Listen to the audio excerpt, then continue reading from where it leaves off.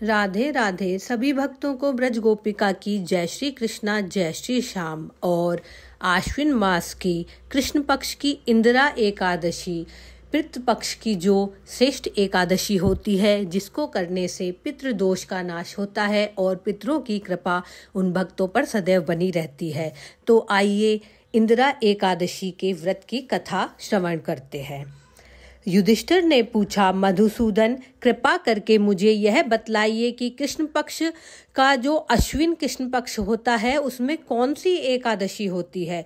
भगवान श्री कृष्ण बोले, राजन, अश्विन कृष्ण पक्ष में इंदिरा नाम की एकादशी होती है। उसके व्रत के प्रभाव से बड़े बड़े पापों का नाश हो जाता है।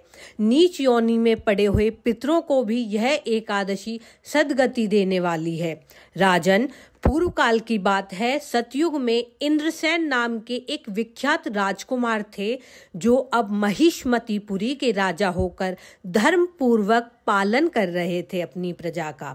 उनका यश सब और फैल चुका था। राजा इंद्रसेन भगवान विष्णु की भक्ति में तत्पर हो गोविंद के मोक्षदायक नामों का जप करते हुए समय व्यतीत करते थे और विधि पूर्वक अध्यात्म तत्व के चिंतन में संलग्न रहते थे। एक दिन राजा राजसभा में सुखपूर्वक बैठे हुए थे।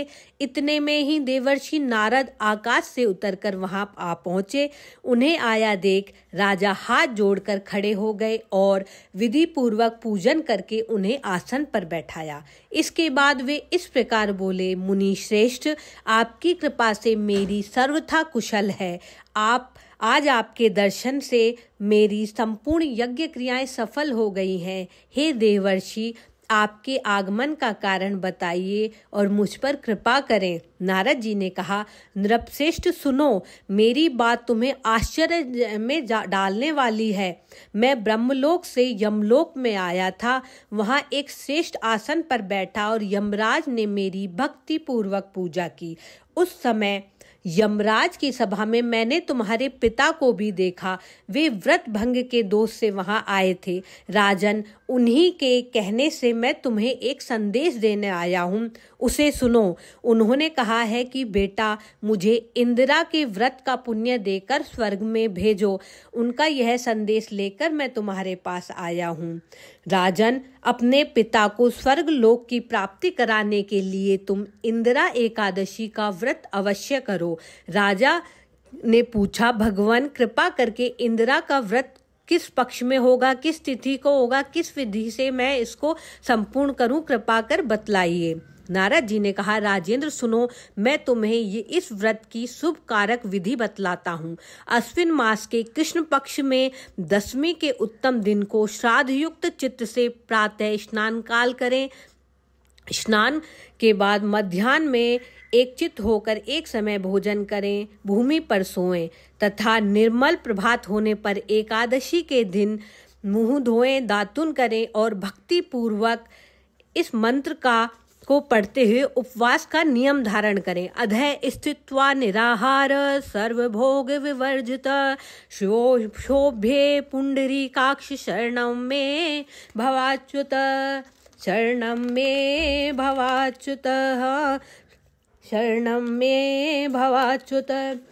हे कमल नयन भगवान नारायण, आज मैं सब भोगों को अलग त्याग कर निराहार रहकर कल भोजन करूंगा। हे अच्युत, आप मुझे शरण में लें। इस प्रकार नियम करके मध्याह्न काल में पितरों की प्रसन्नता के लिए सालिग्राम शिला के सन्मुख विधि पूर्वक श्राद्ध करें तथा दक्षिणा में ब्राह्मणों को सत्कार करके उन्हें भोजन करावें।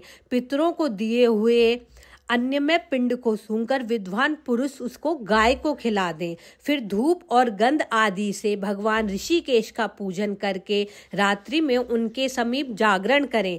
तत्पश्चात सवेरा होने पर द्वादशी के दिन पुनः भक्ति पूर्वक हरि की पूजा करें। उसके बाद ब्राह्मणों को भोजन कराकर भाई बंधुओं तथा पुत्रों के साथ स्वयं मौन रहकर भोजन करें। राजन, इस विधि से आलस्य रहित होकर तुम इंदिरा एकादशी का व्रत व्रत करो, इससे तुम्हारे पितर भगवान विष्णु के बैकुंठ धाम में चले जाएंगे। भगवान श्री कृष्ण कहते हैं, राजन, राजा इंद्रसेन से ऐसा कहकर देवर्षि नारद वहां से अंतर्ध्यान हो गए।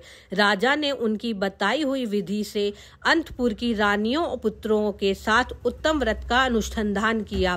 कुंती नंदन व्रत पूर्ण होने पर आकाश से फूलों की वर्षा होने लगी। इंद्रसेन के पिता गरुड़ पर आरूढ़ होकर श्री विष्णु धाम को चले गए और राजर्षि इंद्रसेन भी अकंटक राज्य का उपभोग करके अपने पुत्र को राज्य पर बैठाकर स्वयं स्वर्गलोक को चले गए। इस प्रकार मैंने तुम्हारे सामने इंदिरा व्रत का महत्तम वर्णन किया है। इसके पढ़ने और सुनने से सब पापों से मनुष्य मुक्त हो जाता है और पितर दोष का नाश होता है। इंदिरा एकादशी का व्रत करने से पितरों की कृपा उन पर सदैव बनी रहती है, इसलिए इंदिरा एकादशी का व्रत अवश्य करना चाहिए। बोलिए इंदिरा एकादशी की जय।